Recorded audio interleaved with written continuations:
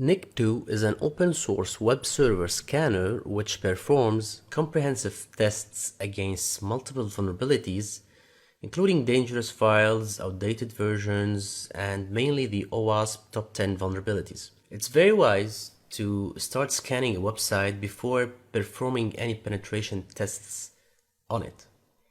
So let's get to the bread and butter of that. Just open your Kali terminal here and write Nikto -uppercase H. You can see the help menu here. So some of the important switches that we will use is the format and the tuning. For the tuning, you can tune your scan to perform tests against these vulnerabilities, including SQL injections, file upload, information disclosure, and etc. Now, if you go to your web server, to your web browser, I have installed Metasploitable 2 on this IP here. It's just a virtual machine, contains various web applications, for example, damn vulnerable web application. I will issue my Nikto command against this web server. So Nikto hash or -h, which means host, and then just put the IP of the server. And then press enter.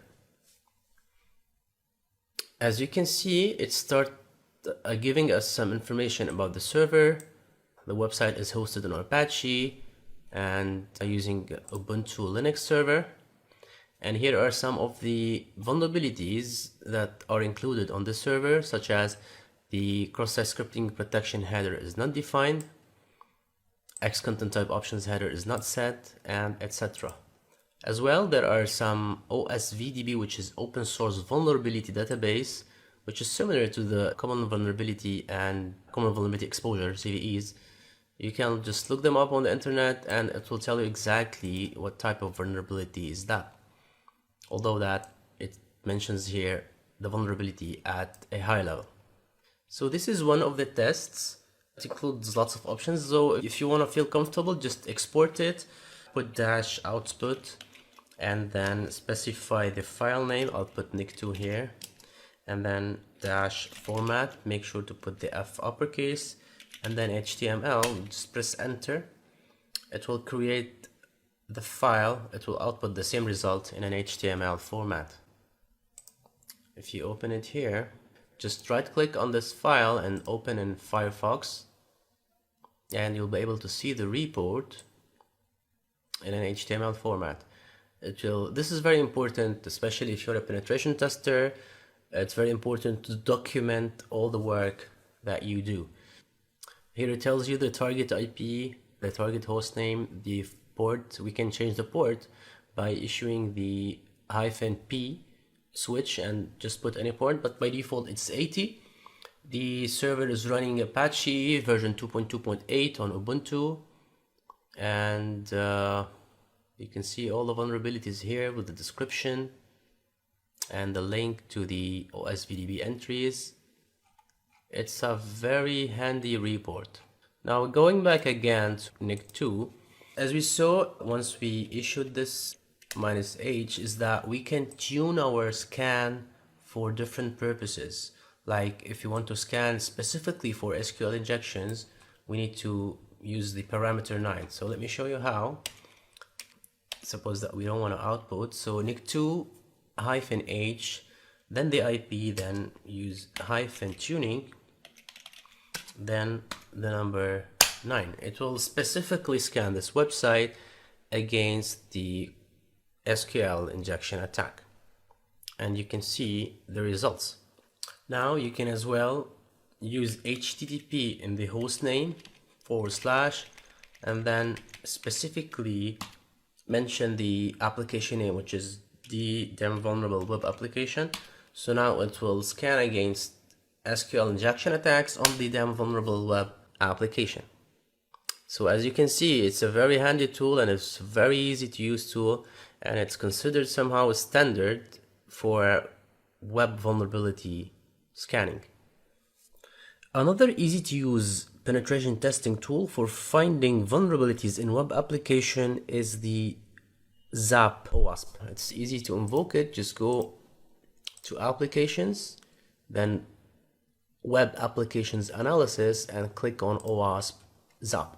Just follow the instructions on the screen to start the application. Actually, it's a very easy tool to use. Just you have to enter the IP address of the web server or the web application here and just press on attack. So let's try that. Just hit on attack. And as you can see here, this is the same Metasploitable box that we are testing. It will run through the whole list of URLs and will eventually display the list of vulnerabilities here under alerts on the left side, and will categorize them by the vulnerability type. As you can see, these are increasing here. We have application error disclosure, frame option header not set. It will categorize them based on the color as well. So these ones in yellow are low in priority. Just you can see it here. It's low, and it will describe the vulnerability. It will give you the solution for that, and will give you some web references as well. You can as well go to the medium rated vulnerabilities. Click on that.